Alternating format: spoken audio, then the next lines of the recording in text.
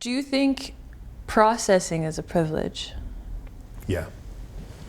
Oof, that's a hot take. Yeah. Okay. Yeah. Some people have to be on.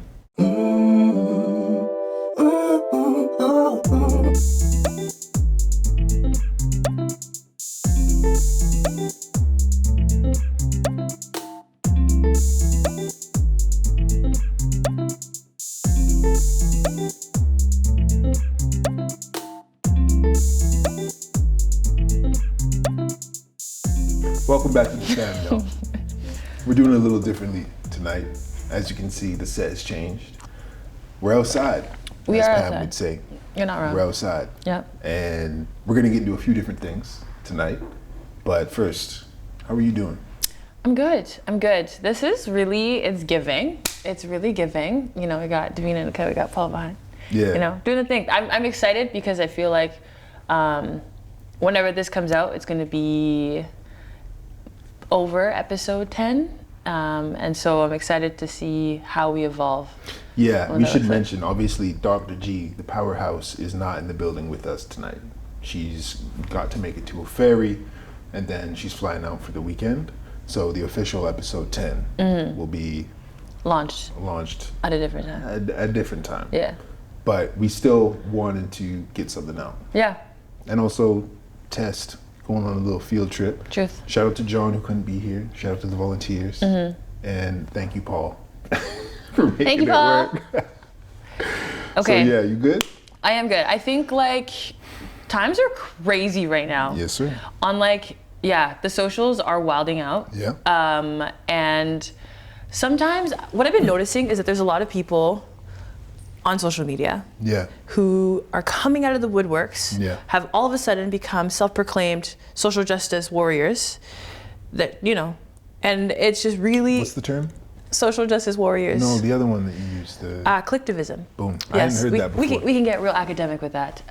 Collectivism. Yeah. So, is activism really activism when it's on social media? And does it have that same pull? Yeah.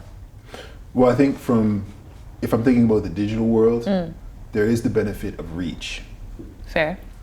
But, you know, we've mentioned many times throughout our episodes, echo chambers. So if I'm resharing something, I'm literally just knocking on your door, showing you the same mail that I received. Yeah. So that's why I like that term. So I don't actually know the reach of an important post necessarily, because of the way that these apps are set up. It's kind of like you're in your own cul-de-sac. Everybody's in their own little neighborhood. So I don't know. Like I've seen the same 8 infographics every day. Yeah. Every day. Yeah. So although important, Yeah. the intention around it is interesting too. That's the thing. I just did the hand thing too. So if you pay attention, Parker is You do too. I do not though. You get it off. All right. Well. One episode we'll do the hand counter because you get it off. Okay, very good. I'm here for it. Yeah. What I think though is like, I get the point about the sharing and the reach. Yeah. My thing is simply like, is it actually doing anything? Because I think there's a lot of like, there's the idea of like violence is silence, or no, silence is violence. Yeah. And so does that mean by posting something, I am now, you know, not problematic? Or does it mean that if I don't say, you know what I mean? Like just the urgency of saying something.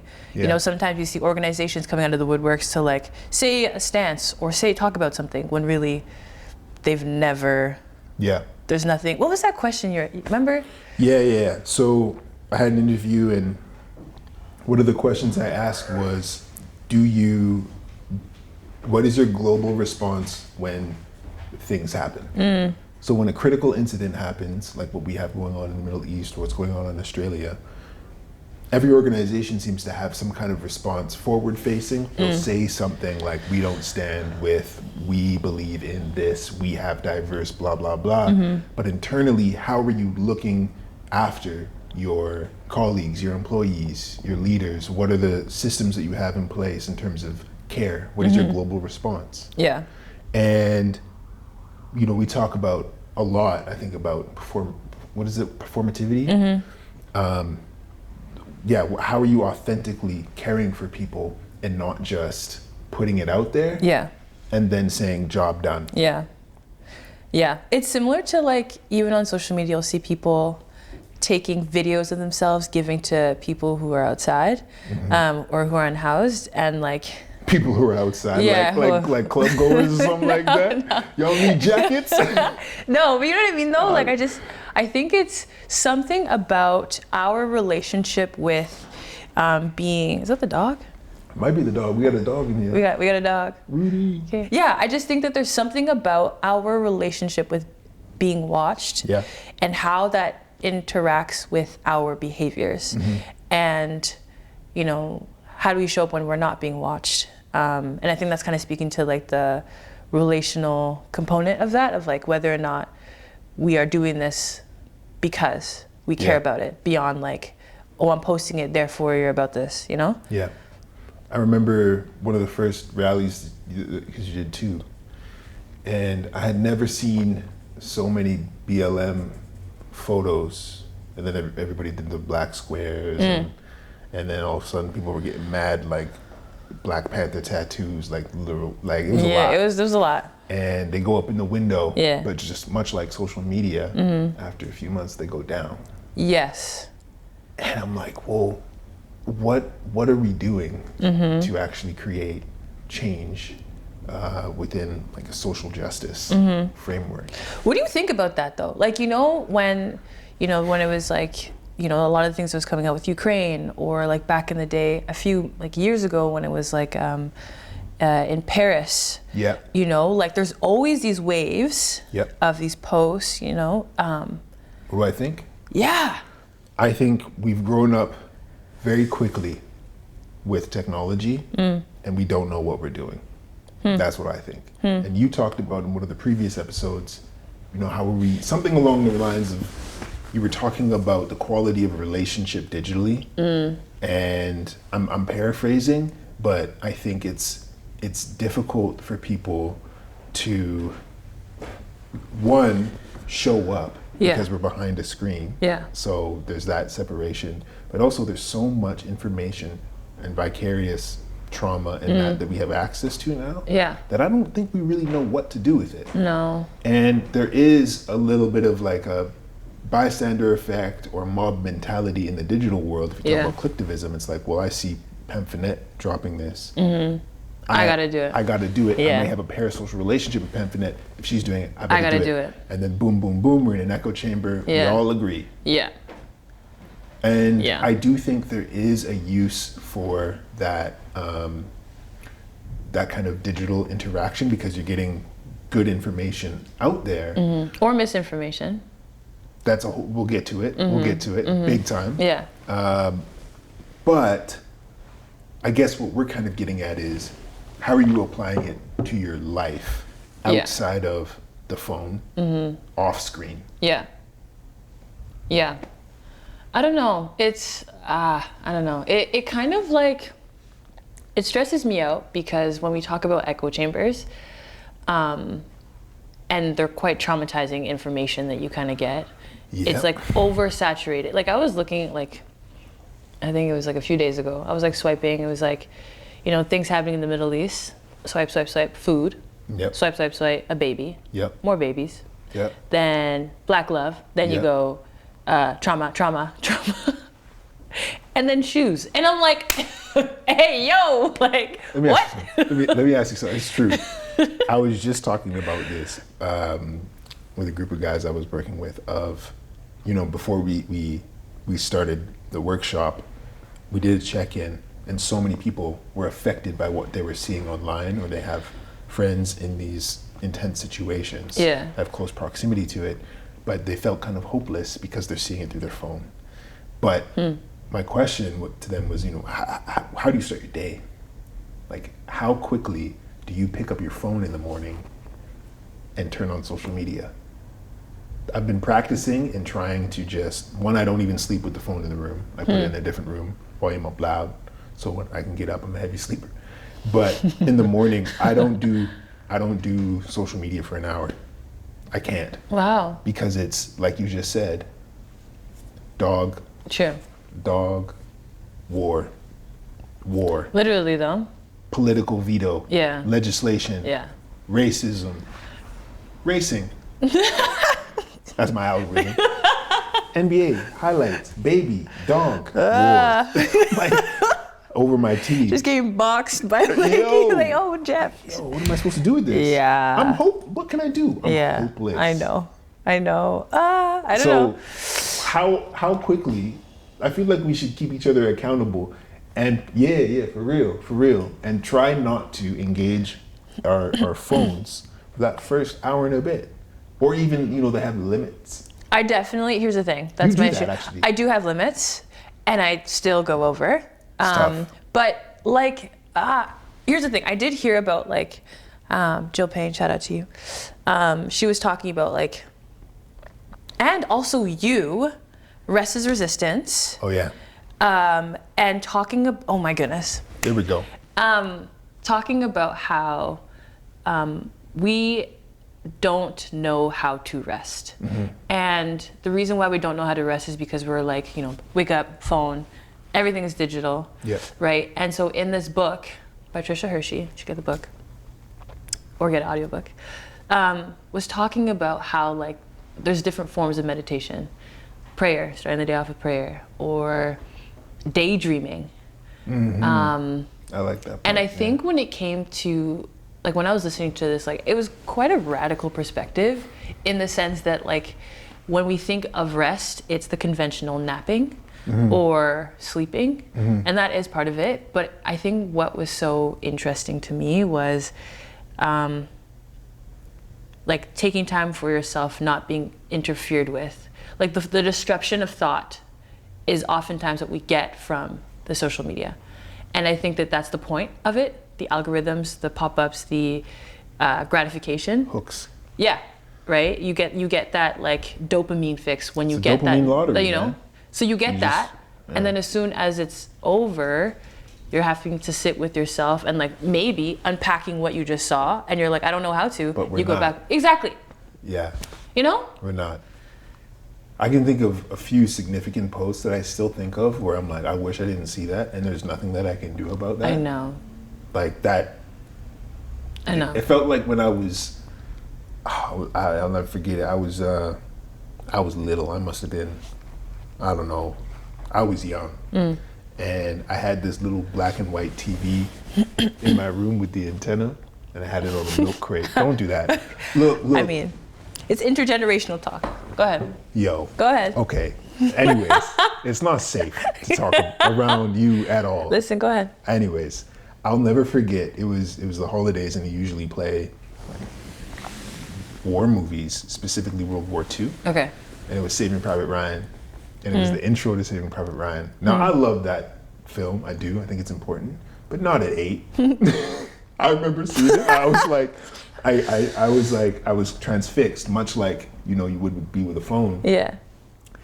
And the whole intro, if you've ever seen Saving Private Ryan, like veterans had to leave the movie theater because it was so triggering.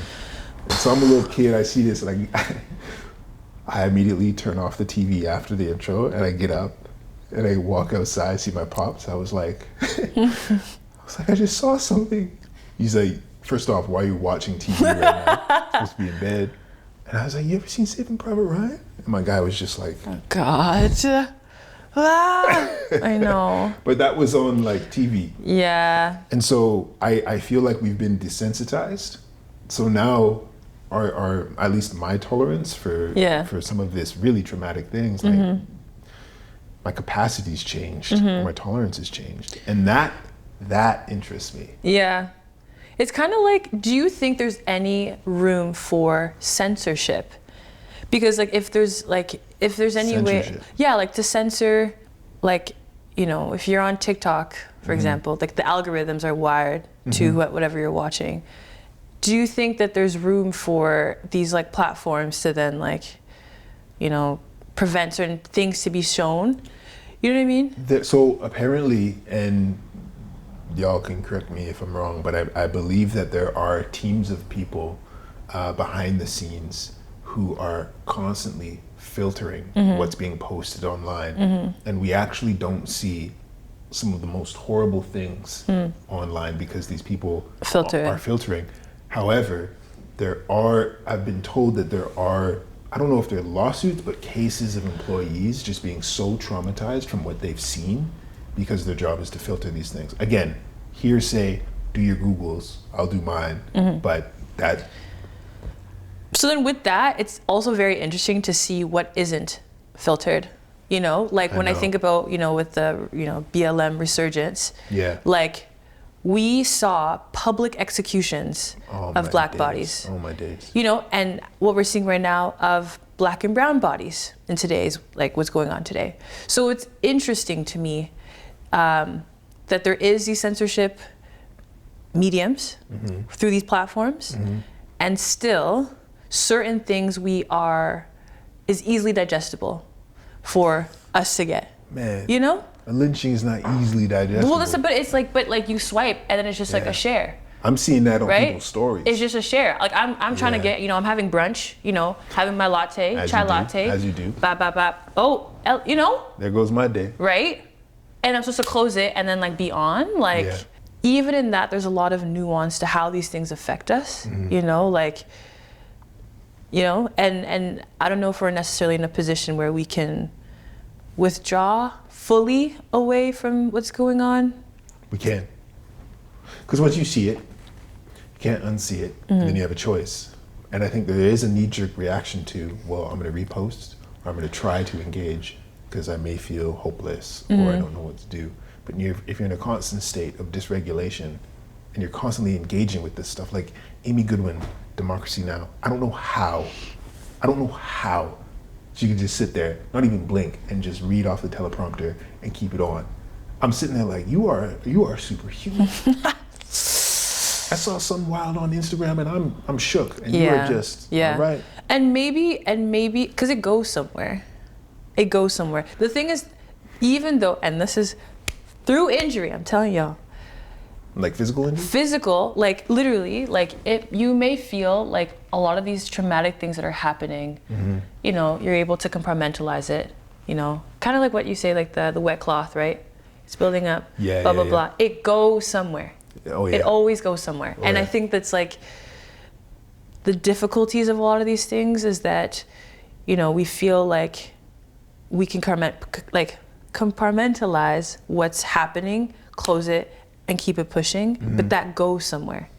That goes into our interactions, how we view other people. Yeah. Like it fuels our biases, our perspectives. But that's what we do as a society. I mean, when we're ill, what do? Keep it pushing. No, show up. Fair. What's that saying? You know, like you gotta go harder. You know those videos that you would send me of like all the motivational videos, and it's just like, it's usually dudes. By any means necessary. I know. Cut everybody off. You don't need cut everybody up. Go hard. You know? Yeah. But it's, again, rest is resistance, the grind culture, right? Yeah. So all these things are symptoms of like white supremacy and how we need to... Capitalism. Yeah, capitalism. Yeah. Fully that. Yeah. You know, like the grind culture that we have to keep going always at our own expense. And the scarcity mindset of if I don't do it, who will? Who will? Yeah.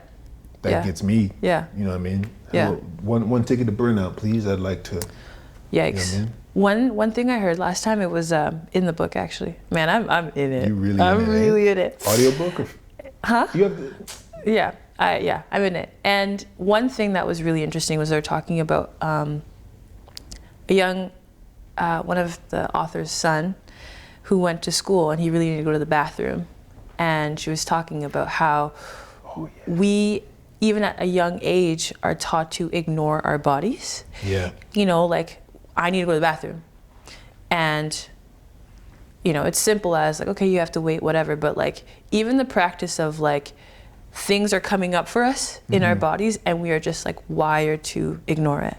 And that like in the simplest form looks like that. But like, there's something about that we, as we get older, if we're not aware and aren't intentional about listening to our bodies, we then seep into that grind culture. I'm so curious what Dr. G would have to say. Oh my God. I'm so curious. And also be talking about social justice. Fair. Her facilitation of social justice spaces. I don't know how she has the patience or the capacity I know. to navigate all of that. Because now you're in a room with people who have been witnessing all of this stuff. Yeah. And are trying to figure it out. Yeah. But I don't know how she does it, man. You know what I also just thought about was like, and this is something I wanted to talk about a few episodes back. And it was about how, you know, if you're in society, you know, I can call you up, we have conversations, I can unpack with people in my community. Yeah. And I remember a few episodes back, I think it was the friendship episodes, we were talking about the importance of establishing relationships and community. Mm-hmm. And I had watched that episode back and I was thinking about, you know, what if you are incarcerated? Mm-hmm. What happens when, you know, in different forms of incarceration, soft incarceration, so like precariously housed, whatever it may be, in that there is a privilege of being able to unpack. Yeah. You know, and I think that like I find, and when I was looking back, I was like, why didn't I mention it? I've actively got calls from people who are currently incarcerated, letting me know that I don't feel seen in any way. It's you're already dehumanized when you have chains on. Yeah. And when you're trying to process these significant, you know, global events, we talk about global response. Yeah. To be already isolated or put away out of society and to not know how to process these things without community, like it really does something to the spirit and mental health. And it can lead to some very significant incidents.